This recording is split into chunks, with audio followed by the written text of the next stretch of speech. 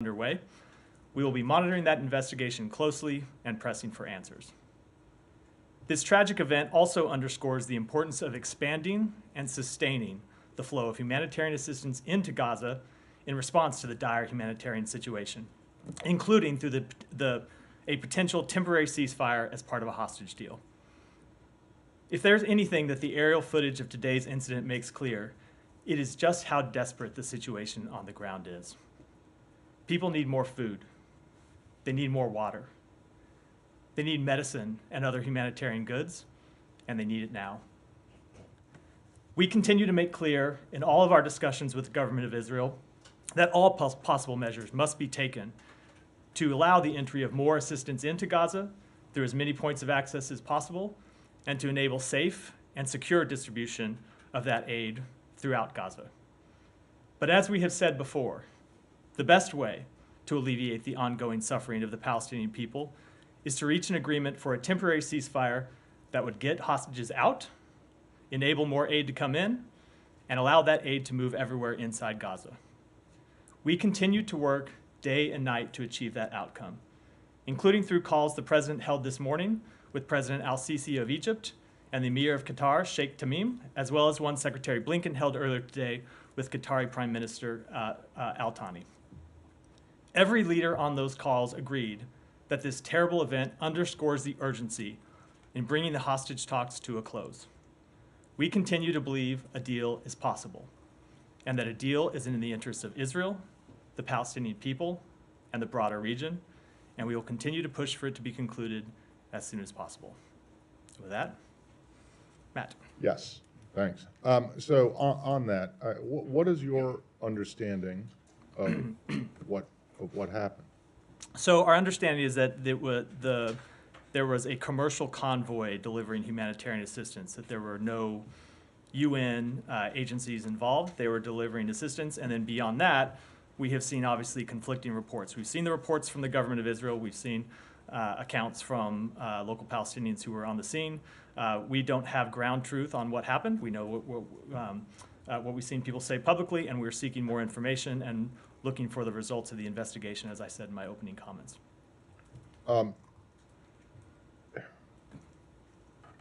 Understanding that you don't have anyone on the ground and you don't know, all you have to go on right now, I presume, are what you've heard from the Israelis, what you've heard from witnesses, and the footage that you've seen. Based on all of that,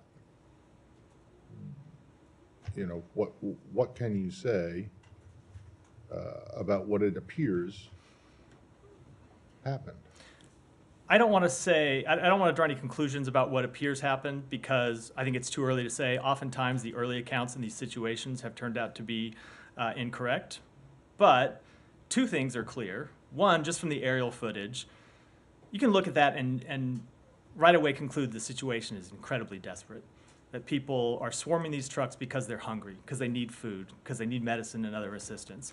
And that tells you that we need to do more to get humanitarian assistance in. And then the second thing is that too many Palestinians died today, as has been true far too many days since October 7th. And so that's why we continue to push for a temporary ceasefire agreement that would alleviate the suffering of the hostages that continue to be held by Hamas and get them home to their families, and that would alleviate the suffering of the Palestinian people. Well, when you say too many Palestinians died today, does that mean that there is some kind of acceptable number of? The acceptable number is zero. The acceptable number is zero of innocent Palestinians. I'm differentiating that from Hamas fighters, obviously, but the acceptable number of innocent Palestinians dying is zero. All right, and then last one. So you talked about how it's important to expand aid deliveries, but also to increase the access points. You've been speaking publicly and privately for weeks now about your push for the Israelis to open the Rez crossing for aid deliveries. How is that going? I don't have any updates on it other than it continues to be a high priority for us. And if you look at the situation today, the reason we have been pushing for an opening of a crossing in northern Gaza is because we know that the situation there is incredibly dire. Even when you've had assistance flowing, not enough assistance flowing ever, but certainly over the past few weeks, not enough assistance flowing in the south. At least there has been assistance getting in. The situation in the north has been much more difficult because of the difficulty of trucks traveling all the way from the south to the north and the difficulty of guarding those trucks, which I think is one of the things that we saw today.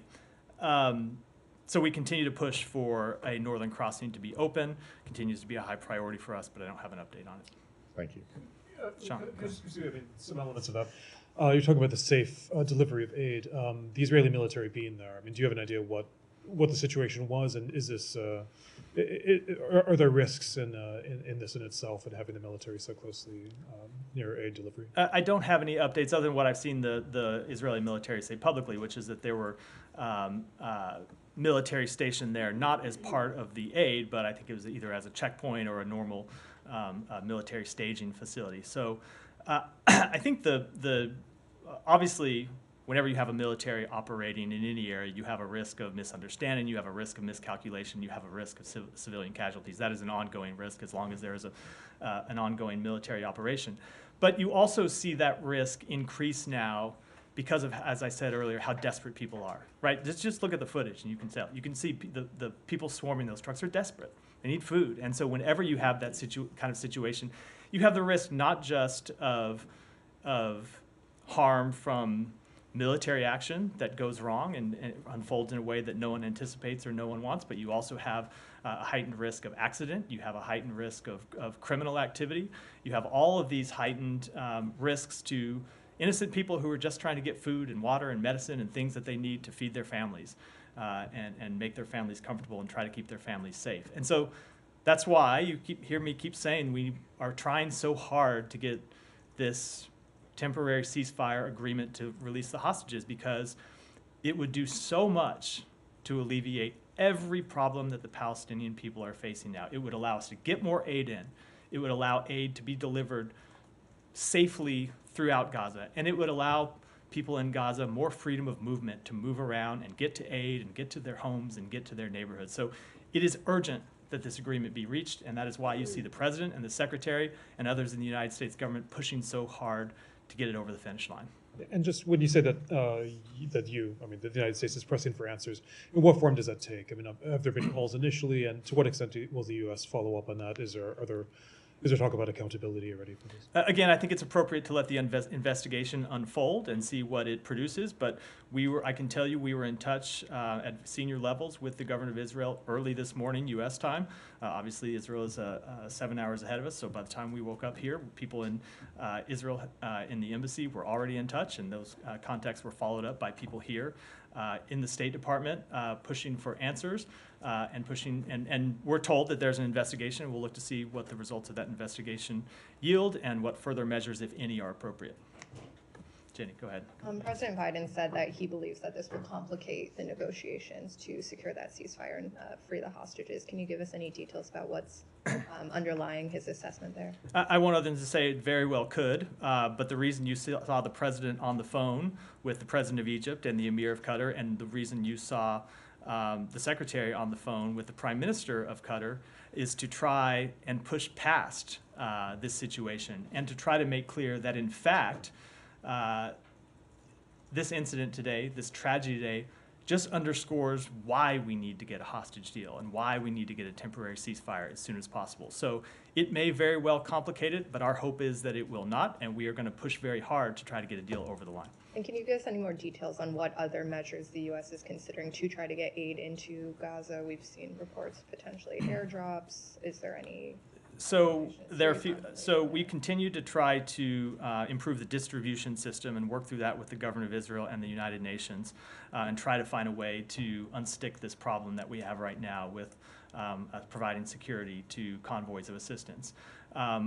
We also continue to explore other measures. I'm not going to get into what those are from this podium, but we continue to consider a number of other possible measures to get assistance in, as well as working with other countries to get assistance in. You saw the government of Jordan facilitate an airdrop earlier this week, something that we very much support. But again, it's not to say that we are not focused on those, because we are, and those would help immediately. But the real solution here to this is to try to get, I should say, an agreement that would dramatically increase the flow of assistance in and help with the distribution problems and help with the problem that civilians face of being able to move safely to get to aid when it actually does make it in. And is there any discussion about any other crossings in the north of Gaza beyond Erez being opened? All I can say about that is that we continue to push for crossing in the north to be open, and I'll leave it at that. Simon? Come back to the crossing specifically. Could you, I mean, a lot of people will be looking at this and saying, you know, you're the main supporter of Israel. Israel is completely in charge of this crossing, the Erez crossing, and other border crossings, and that could potentially open up aid to northern Gaza. We see these images, as you say, it demonstrates the desperation that people are feeling. Why is Israel unable to open that border? So there are a number of security and technical challenges that they have been willing to work through. They can, of course, speak to those directly. I won't try to speak for them, but I will speak on behalf of the United States and say that the Secretary has made clear directly in conversations with Israeli government partners, and as have others in the United States government, that we want to see a crossing open in the north as soon as possible. You may recall that it was our intervention and our push that got Rafah first open for humanitarian assistance, and then our push that got Kerem Shalom open for humanitarian assistance. In both those cases, it's not something that happened overnight. It's something that we pushed for repeatedly and were eventually able to achieve. And we are hopeful to eventually be able to achieve a crossing, the opening of a crossing in the north, because we think it's incredibly important. So are you telling the Israelis that, you know, you don't think that those security, whatever concerns they have, are enough to justify keeping that border closed? I'm not going to get into our private conversations, but I will say that we do continue to press with them the urgent importance of opening a crossing in the north. And there's been this question of the Israelis targeting Palestinian police who have, in other instances, are guarding aid.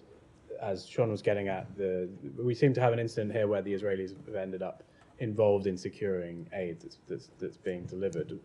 What does the U.S. have like a vision or a plan for how aid delivery should be secured, given the kind of chaos that we've seen today?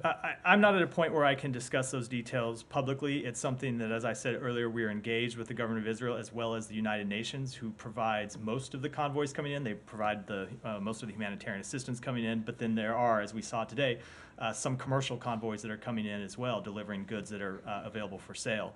So we're continuing to work through that situation and trying to get it solved as quickly as possible. Our special envoy, David Satterfield, has been engaged with it, but I just don't have it. I just can't get into the details publicly, unfortunately. Said, go ahead. Thank you. Matt, you don't have any doubt that only one side did the shooting and the killing and the shelling and so on of these people, correct? Said, I have seen reports I have seen different reports with respect to that very question. Right. We don't know, as I said earlier, the ground truth of what happened, which is why we think it's appropriate that investigation be conducted. So you think that there were other people shooting Palestinians? Said, I said I have seen reports that other people were shooting. I don't know the veracity of any of those reports, which is why we're seeking more information. And you expect to get any results from these investigations, these reports? Will you come back to us next week and tell us this is? I can't promise you next week because I don't know how long an investigation will take. But hold on. Certainly, when an investigation is completed and we're briefed on that investigation, I'm happy to come brief you on that. On the principle of it, why is it so difficult for this government to say we condemn the killing of children, Palestinian women and children? Why can't you say the word condemn? We do. Said, if you listened to what I said a moment ago, hold on. Said, please don't interrupt me. Yeah. I said far too many Palestinians have died. Thousands of Palestinian children have died, and it is a tragedy when one of them dies. Of course, we don't want to see a single child die. We don't want to see anyone die as a result of this conflict, which is why we have been working to bring this conflict to a close as soon as possible. But whenever you ask me these questions, I do think you continue to kind of just elide over the fact that Hamas bears a great deal of responsibility for putting those children in harm's way. Remember, it was Hamas that launched this war in the first place with an attack on Israel that killed men, women, and children, and that Hamas that hid and continues to hide behind children as human shields. So yes, we do not want to see any child die. We don't want to see any innocent civilian die, which is why we are working so hard to try to achieve a temporary ceasefire that would alleviate their suffering. Yet I have not heard the word condemned. I mean, you know, this war began way before October 7. I mean, you know, in fact, the reason that this administration was so strong on, you know, pursuing a Middle East peace and so on, because the war has been going on for decades before and so on. We heard this administration when they came into office talking about reopening the consulate, talking about reopening the PLO office here, talking about restarting and reigniting peace talks and so on, re-aiding UNRWA and so on, simply because that war has been going on for a very long time. Because Gaza was under siege for a very, very long time. Saeed, nothing that happened before October 7th justifies what Hamas did on that day. And it is what Hamas did on that day that led to the outbreak of this war and led to the suffering of so many innocent Palestinians. And I just feel it's important to correct that fact. Fine. I mean, you know, you guys said this many times before, but in fact, you know, Israel has been waging war on Gaza for a very, very long time. Let me ask you on the aid issue, on the trucks and the trailers and so on. Is there anyone other than Israel that is holding the aid from going in? It is not a question of aid going in. That's not the problem right now, Saeed. The problem is that when aid gets in, there's a distribution problem inside Gaza right now because there are police officers, some of whom are members of Hamas, who have been providing the security for those for that distribution inside Gaza. And what Israel says is that they have a legitimate right to go after members of Hamas. So we would obviously prefer to see members of a security force inside Gaza who are not Hamas members, but that's not where we are today. So it is a situation that we continue to try to work through. So this is really the classic catch-22 kind of situation because Hamas governed Gaza for a very long time. All the police, all the, you know, many of the security forces and so on. Unless you supply Gaza with police and, you know, other staff, people, whatever, who are from Egypt, from anywhere, to distribute these things, it's going to be the same people to distribute it. As I said, it is an... So this is really, you're saying, okay, you can't, you know, it's a catch-22 situation. I don't think you're listening to what I said. What I said is we believe the way to ultimately solve this problem is to try to get a temporary ceasefire that would get hostages out and alleviate this problem and make it possible for aid to move around and get food in people's mouths so they're not so hungry and they're not so desperate that they're swarming the convoys that do come in. Last question. One last question. One last question. One last question. Do you suspect that Mr. Netanyahu perhaps authorized this raid to scuttle the negotiations? There is there is no evidence of that I have seen. Said, go ahead. Thank you, Matt. You keep saying that you don't want to see any Palestinian civilians dead, and the number of civilians killed should be 0. But you saw the numbers, I'm sure you did today. They're staggering. There are 30,000 dead, 70,000 wounded, and 7,000 are missing.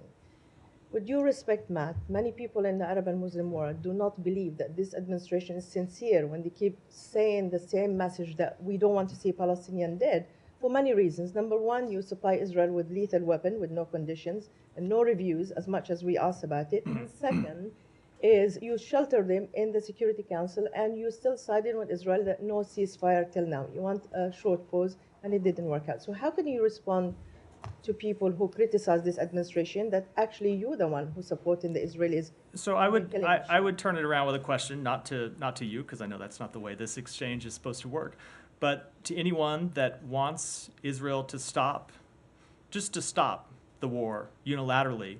What is their solution to the Hamas leadership that launched the attacks of October 7th and continue to be at large?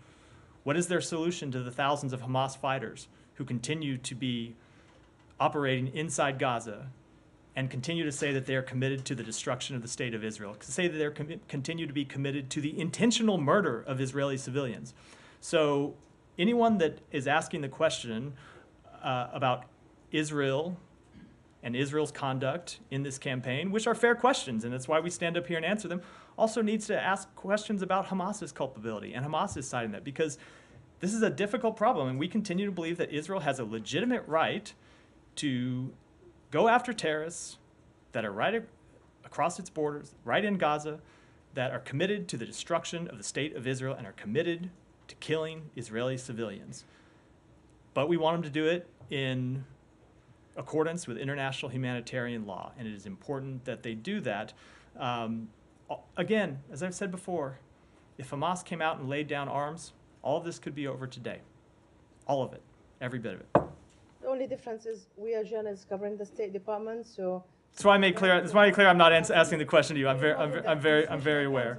Other Yeah. journalists will hold Hamas. But another question. Senator Kuhn said today that if Israel does not present a secure and credible plan to evacuate civilians, 1.5 million from Rafah, then he's willing to consider restriction on arms sales to Israel. And this is an advanced position from a senator that's very close to the Biden administration. So do you believe now you start losing the argument even in Congress? And do you support that at one stage that even this administration will impose arms restriction? I think it's important that we take things one step at a time. And where we are today is that we have said we cannot support an operation in Rafah unless there is a credible and executable plan to deal with the more than 1 million civilians who are sheltering there. And we have not yet seen such a plan. We haven't been briefed on such a plan. And we can't support it until we see that plan. And so to speculate about what may happen down the road, I, of course, can't do. I can't tell you what's going to happen tomorrow, but I'll take it one step at a time and say right now there's not a plan in place that we have seen that we can endorse. Alex, go ahead. Thank you, Matt. A couple of questions. May I get the department's reaction to Putin's speech, his accusations against the West, and obviously renewed nuclear war threat? Anything in particular stood out? So it is not the first time we have seen irresponsible rhetoric from Vladimir Putin. It is no way for the leader of a nuclear-armed state to speak. We have communicated in the past privately and directly with Russia about the consequences of the use of a nuclear weapon. That said, we do not have any sign that Russia is preparing to use a nuclear weapon, and we will continue to monitor this carefully. Thank you. Yale University just came up with a report this morning. They highlighted 323 incidents of targeting Ukrainian energy infrastructure, damaging it, mostly outside of the front line. This is something the Secretary flagged last fall. Now that you have a report backing it, is there any action you're going to take to hold Russia accountable? Any action we're going to take to hold Russia accountable? I think you have seen us take a number of actions to hold Russia accountable over the 2 years since this war began, the more than 2 years now since this war began, when it comes to imposing sanctions on Russia, imposing export on Russia to try and dry up the fuel for the Russian economy and the Russian military machine. And you have most significantly seen us hold Russia accountable by providing security assistance to Ukraine to defend itself and repel the Russian aggression from its borders. And it's why we continue to say that the most effective step that can be taken to hold Russia accountable would be for Congress to pass the President's supplemental request to make sure that Ukraine continues to get what it needs to hold Russia accountable. And in Vienna, at OSCE, you guys invoked today Moscow mechanism along with other countries.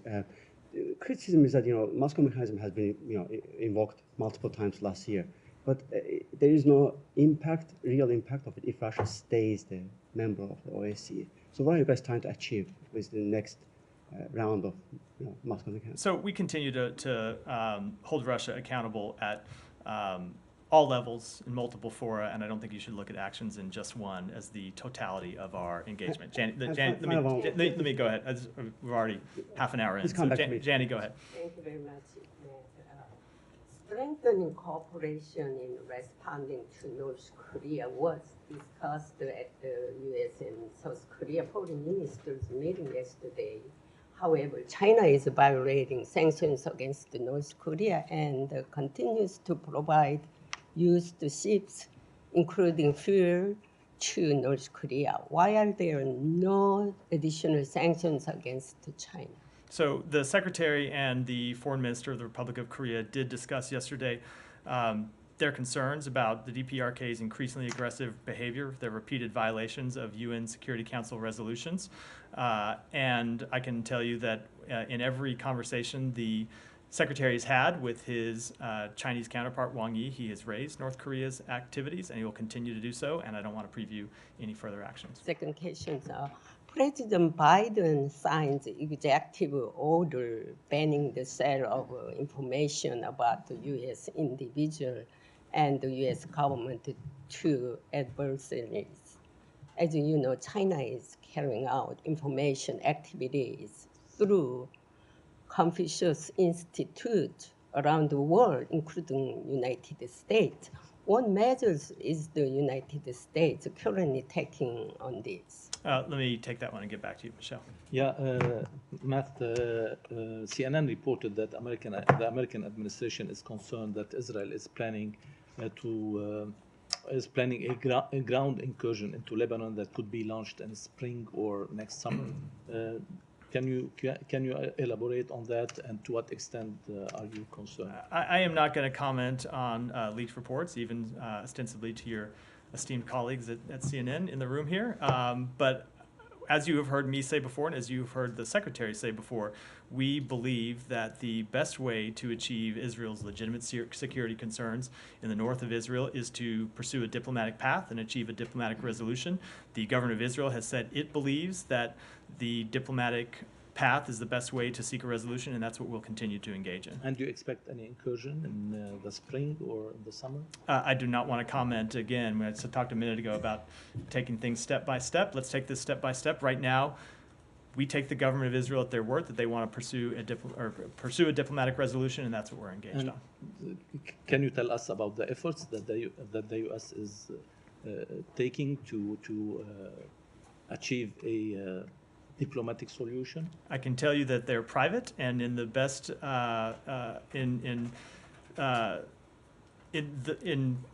the best prospect of them being successful is to keep them private, but that we are engaged intensively on them. Thanks. Go ahead in the back, all the way. Matt, I know I thank you, skipped you a couple briefings ago, so. Thank you, Mark Stone from Sky News. The Defence Secretary Lloyd Austin said today that he was asked how many women and children had been killed by Israel since October the 7th. He said it was 25,000. If the total number is 30,000, that leaves 5,000 men killed.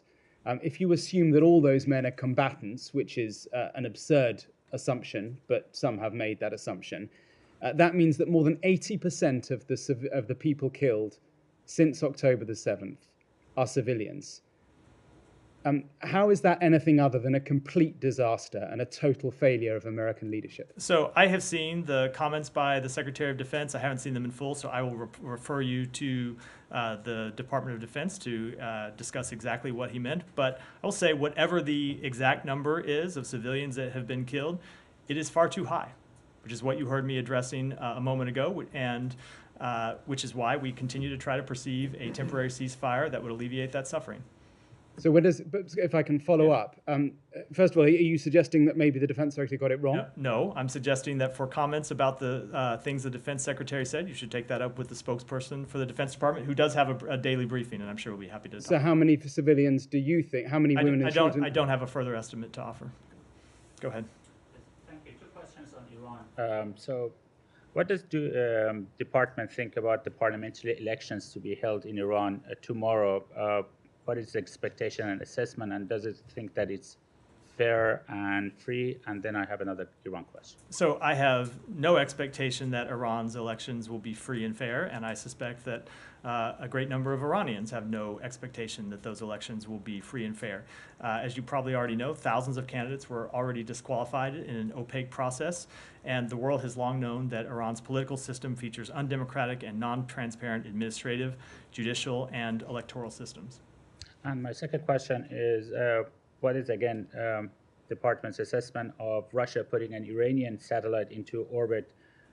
Does it believe that the satellite is, as Iranians say, to be used for civilian purposes? So we've seen the reports of this satellite launch. It's yet another indication of the deepening military partnership between Iran and Russia.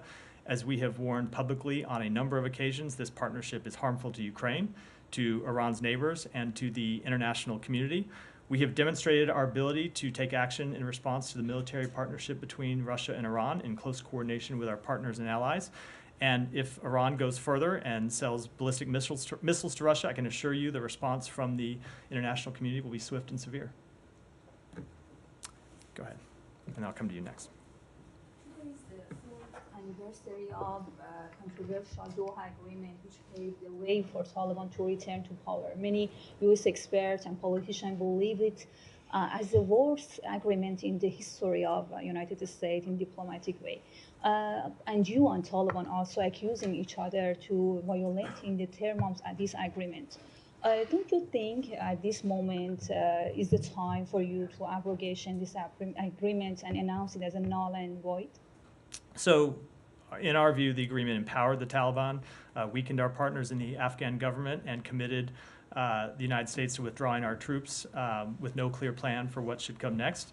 The Taliban have not fulfilled their commitments in the Doha Agreement. While they have taken some steps regarding certain terrorist groups in Afghanistan, it is well known that the Taliban also sheltered al-Qaeda leader Zawahiri in downtown Kabul, which flies directly in the face of the agreement.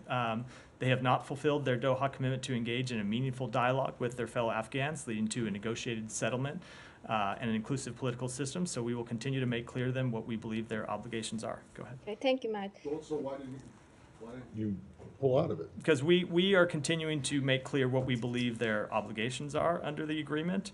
Well, yeah, but if they're not doing it, then, you know, I mean, look, you guys took what you say now is a flawed and bad agreement from the previous administration, but forged ahead with it, even while knowing that, or knowing, even while thinking that it was a bad agreement. Why?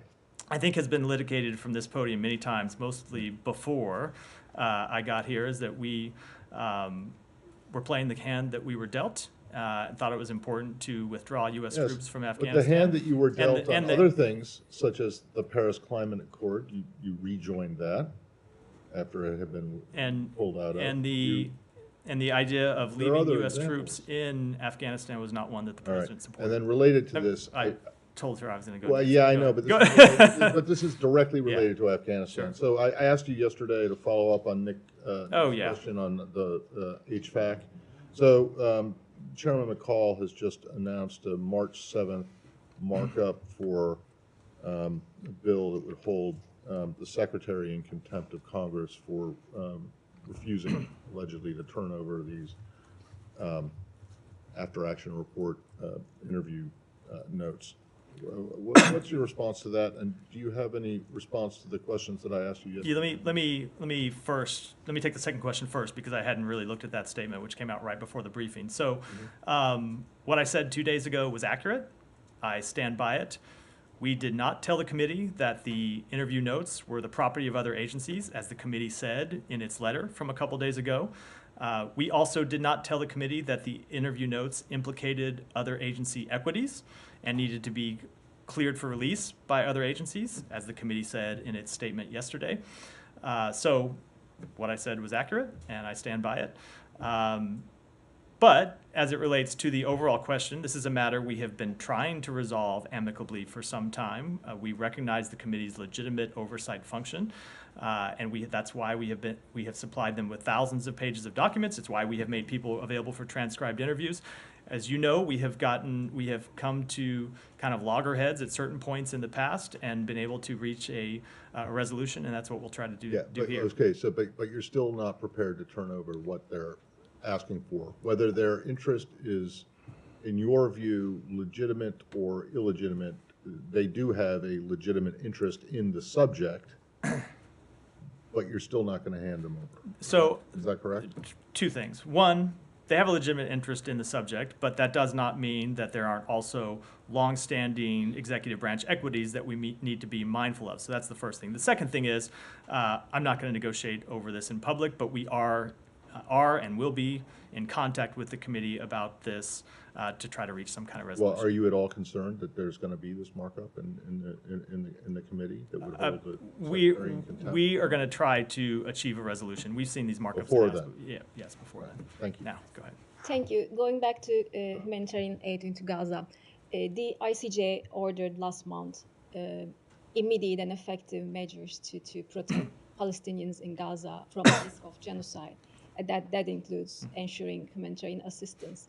So do you think that Israel is complying with this ICJ ruling? And do you believe, do you agree that today's attack near Gaza on starving people waiting for humanitarian assistance violates violates this ICJ's. So again, let me just say, I don't believe we have established the facts of what actually happened today, but it is important that those facts be established, which is why we have called for an investigation, and we'll look forward to the results of that investigation. As I've seen, there are conflicting accounts, and we don't know the ground truth of what happened. When it comes to the overall question, we certainly have seen Israel take some steps to facilitate the assistance of humanitarian aid into Gaza, but we think that there's more that they can do and more that they should do, and it's why we continue to press them on. I have a follow-up on that, because UNRWA's head Lazzarini today said during an interview with CNN that there has been a 50% reduction of humanitarian aid entering Gaza compared to last month, despite the ICJ's ruling. So it seems that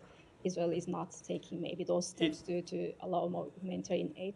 Do you think that Israel maybe should face some consequences for not complying with this rule? So we think they should allow more humanitarian assistance in, but ultimately this goes to this problem I was referring to a minute ago, where you have the problem not just of it getting in, but then getting properly distributed to those who need it because of the very severe security situation on the ground. That's what we want to see resolved, and that's what we're working with the government of Israel as well as the appropriate UN agencies on trying to accomplish. Go ahead, Jen. House manufacturers are meeting in Moscow today. I'm wondering what the U.S. assessment is of Moscow taking this role to try to play, I guess, a diplomatic role here. So we have not seen Moscow play much of any role in trying to resolve this conflict since October 7th. We have always said that we would welcome countries that were willing to play a constructive role in trying to achieve a diplomatic resolution, but I will say it has never been our assessment that that is the role that Moscow wants or is willing to play. Could I take you to Africa for a few questions? Ghana, I know there was a statement that you issued last night on the anti-LGBTQ bill. Just to follow up on that, if my understanding is that the president, Akufo-Addo, hasn't signed it yet, are there talks with Ghana trying to stop this from becoming law? And if it comes to fruition, is there a sense of what the repercussions, if any, could be from the U.S.? So we have made very clear what our opinion is on that law. You can look at my statement yesterday, and we have made that clear in private conversations with the government of Ghana as well. I don't think I should get any more specific than that, but if this bill becomes law, it would certainly have a chilling effect on foreign investment and tourism in Ghana. You've seen that same chilling effect bear fruit in Uganda, which passed a very similar law in the past. And I can say that should the bill pass, it would potentially have ramifications on U.S. assistance in the country. Sure. Just a couple more in Africa. Yeah. In Chad, the opposition leader is killed, Mr. Dilo Joru. I wonder if the U.S. has any comment on that in terms of how this complicates, if at all, the situation in China. No, so we are aware of the targeted violence that transpired yesterday in a neighborhood in the capital. That violence has abated, but we continue to monitor the situation closely, and we've seen reports of his death, widespread reports of his death, but have not confirmed them and don't have any other assessment at this point. Sure. And just one more, I know I've asked about this before, but in Senegal, the date for the election, the opposition is calling for it to be held before April 2nd, when President Sall has said he'll step down. I know you've said before that the U.S. wants the election as soon as possible. Does the U.S. want to weigh in on that timeline, whether it should be before he leaves office? I don't want to weigh in other than to reiterate what we have said before, which is, as the Supreme Court ordered, we want to see the constitutional process followed, and we want to see the election as soon as possible. I'll take a couple more and then wrap. Go ahead. Thank you very much, Matt. Thank you very much. A gentleman named João Diego, a Portuguese-American from Texas, did $200,000 business with China, got cheated, got robbed. Till date, there is no clue about who did it. 3 months before him, a gentleman from Reston did the business with the same company for about $120,000. Went to the Beijing office of the U.S. Embassy, complained, filed the name of the person, phone number, picture. That same person basically cheated this other gentleman 3-4 months later. Any protection for U.S. businessmen regarding State Department officials sitting in Beijing about solving their business-related issues? I do not know the underlying specifics of the cases that you've raised, so can't possibly comment. Just one. No, go ahead. It's been a busy day. Go ahead. Just fine. Yeah, go ahead. As you know, the Polish foreign minister was in town recently. And in many comments before his meeting with Secretary Blinken, he repeatedly warned that if America fails to honor the president's pledge of supporting Ukraine as long as it takes, it will badly damage America's credibility as an ally, and some allies will look for security elsewhere, and others will look to pursue their own nuclear weapons. Is that, what's your response to that, and do you share this worry? So we think that America's credibility when it comes to upholding our commitments to our allies is well established, and it's something that has been well established over decades. That said, I am quite sure that our allies are watching closely what the United States Congress does when it comes to supporting Ukraine. And even more than that, I know our adversaries are watching closely what the United States Congress does when it comes to Ukraine. Most importantly, President Putin, who I am sure is watching and waiting to see if the United States Congress is going to stand with democracy and stand with those who support freedom, or if it is going to allow President Putin to continue his aggression against Ukraine without ongoing military support from the United States. Sorry. Yeah. Yeah. Upholding our commitment to allies is well established? Believe so. Yeah? Yeah. Okay, well, you're going to tell that to the Montagnards, to the Hmong, to the Cambodians, South Vietnamese, to the Kurds, to the Afghans, all of whom were abandoned by the United States after, having gotten firm commitments of support. So we could do a long tour through United States foreign policy. Well, I'm sure we most don't have to do the long tour. I just want to know who comes up with the language that your commitment to allies is well established, when in fact what's well established is a long history of you abandoning allies. I think when it comes to our allies, and specifically I was speaking about our NATO allies, in response to that question, I think our track record of supporting them is clear, and more importantly, the commitment from the president is clear. My last thing is just, I had asked before about Chinese complaints from the Chinese embassy about the treatment of Chinese students with valid U.S. visas being harassed and or deported on their arrival in the United States. Do you guys have anything more to say about that, and how widespread an issue this is? I realize it's not mainly a State Department concern once people arrive at a port of entry, but you do give the visas out, and if someone has a valid visa, they should have an expectation of at least not being harassed. Let me say generally that people-to-people ties are one area where we can work cooperatively and constructively with China, and it's something that we have sought to increase. You may have seen the announcement just recently that we agreed with China to allow 100 weekly flights, direct flights between the United States and China, 50-50, split between the PRC and the United States. When it comes to people from China coming to the United States, students make up a significant portion of those who come.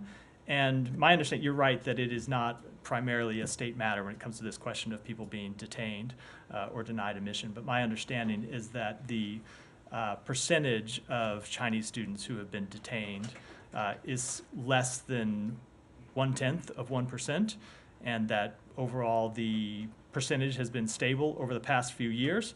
So I'll just say that we believe that people-to-people ties are important, and we'll continue to push to expand them. Do you have any idea what that actual 0.1%, what that number is? Either what the total number of As I say, I don't, because I don't know what the numerator is, or maybe it's the denominator. I don't know what the total number of students that come in is, which is okay. Well, do you know what 0.1% of students, even without knowing what the total number of visa-holding Chinese students is? Do you know what the number of 0.1% is? I don't know either the numerator or the denominator. I know the ratio. That's the extent. Okay. That is the extent of the math I'm going to do from this podium as a government and English major. So with that, we're out for today and the week. Thanks, everyone.